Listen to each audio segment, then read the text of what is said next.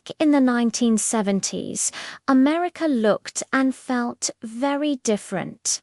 A brand new house in 1973 averaged around $48,000, about $300,000 in today's money. By the end of the decade, closer to 1979, prices climbed toward $80,000 or $360,000 in modern terms. Compare that to nearly $420,000 today, and you start to see how housing slipped further out of reach.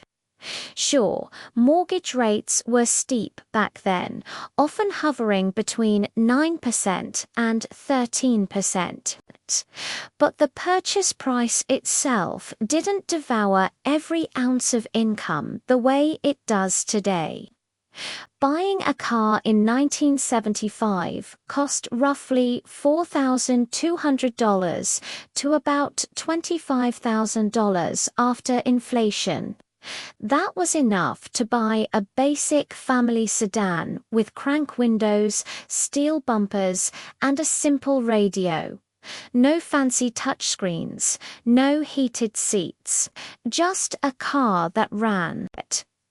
Today, the average new car costs nearly $48,000, stuffed with features we've come to expect, but the sticker shock feels harsher than ever.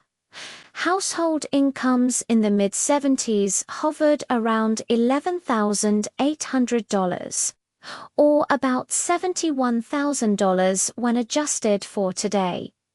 By 1979, that number rose to $16,500, around $76,000 now. Enough to keep food on the table, a roof overhead, and maybe even a summer road trip with the kids.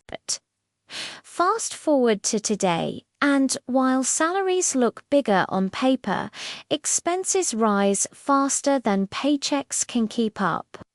Rent in the 70s felt manageably round $140 a month for a two-bedroom apartment, which equals about $840 in today's dollars.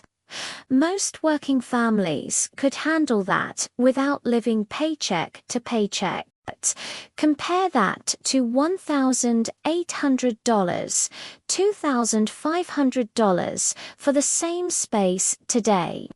And rent now feels like a luxury instead of a necessity. Gasoline tells its own story. In 1973, it averaged around 60 cents per gallon, roughly $3.60 today. By 1979, after the oil shocks and long lines at the pumps, it rose to 86 cents, or $3.90 in modern terms. It's expensive at the time, yes, but relatively steady compared to today's rollercoaster swings, between $3 and $5 a gallon, depending on the season. Air travel also carried a different weight. A cross-country flight from New York to Los Angeles in 1977 cost about $400, nearly $2,000 today. But flying was glamorous. Meals came included, seats were wider, and people actually dressed up for the occasion.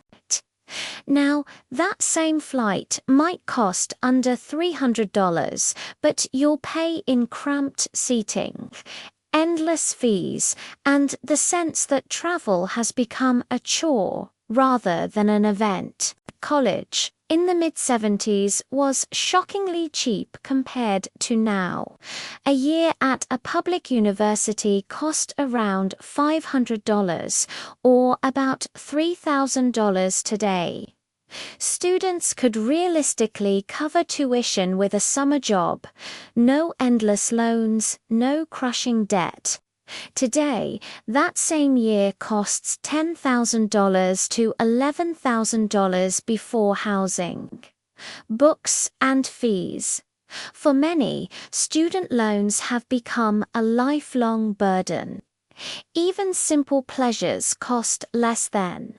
A burger ran about 35 to 50 cents, about $2 to $3 in today's terms. Fries and a Coke were pocket change. Now, a fast food meal for one can easily run $10 to $15. Factories hummed through the 70s. Industry was strong. Unions had real power, and the middle class was anchored by steady manufacturing jobs. A man or woman could work in a plant, earn a pension, and raise a family on one income. Today, much of that work has shifted overseas, replaced by service jobs, gig work, and fragile global supply chains. Shopping was also more personal. Families made weekend trips to the mall, flipping through thick catalogues and making a day of it. It was social LAN outing.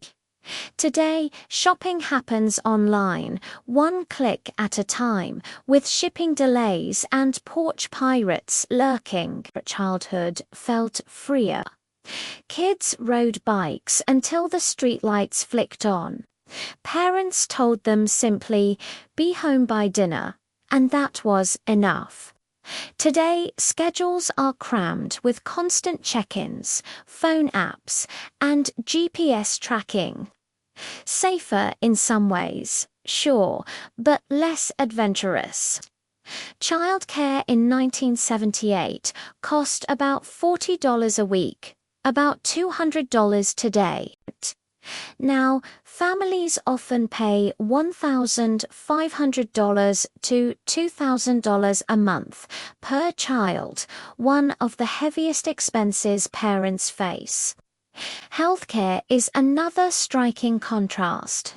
Family health insurance in the late 70s cost $600, $700 a year, equal to about $3,000, $3,500 today. Savings also worked differently. Bank accounts paid 5 to 8% interest, letting families watch their money grow just by sitting in a passbook account. Today, decades of near-zero interest have made saving feel pointless, unless you risk it in the stock market. Entertainment looked simpler too. Renting a VHS tape in 1979 cost $3, or about $12 today. Families treated movie night like an event. Groceries cost less as well. A loaf of bread ran 33 cents, milk was $1.50, eggs around 80 cents.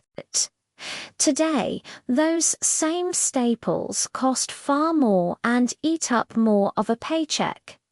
Movie tickets ran about $2, roughly $12 today. Now, $13, $15 is the norm, plus extra fees for so-called premium formats. Utility bills in 1977 were about $35 a month. $160 today. Now, $300, $500 is common, especially in larger cities. Sending mail cost just 10 cents, a little over 60 cents today. Today, postage is 68 cents, but hardly anyone writes letters anymore. Long-distance calls ran 10 to 20 cents a minute, or 50 cents to $1 in today's money.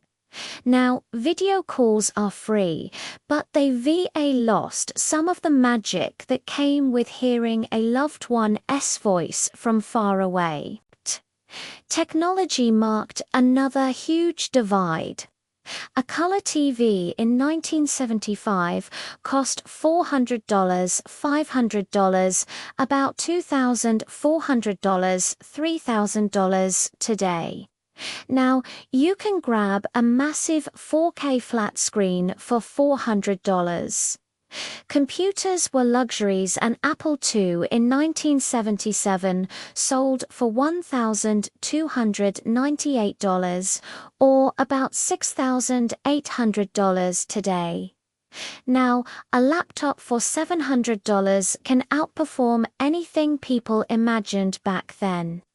Families lived in smaller homes to around 1,650 to 1,700 square feet on average. Today, homes stretch past 2,300 square feet, with costs to match. Back then, one income was often enough. Now, most households rely on to tread water. The pace of life itself was slower. Choices were fewer. Neighbors felt closer. And privacy meant simply keeping your phone number unlisted. News came once a day in the newspaper, not minute by minute on a screen. People gathered in person instead of scrolling feeds. Life today is faster, noisier, and more connected, but it's also more expensive when it comes to housing, healthcare, and childcare.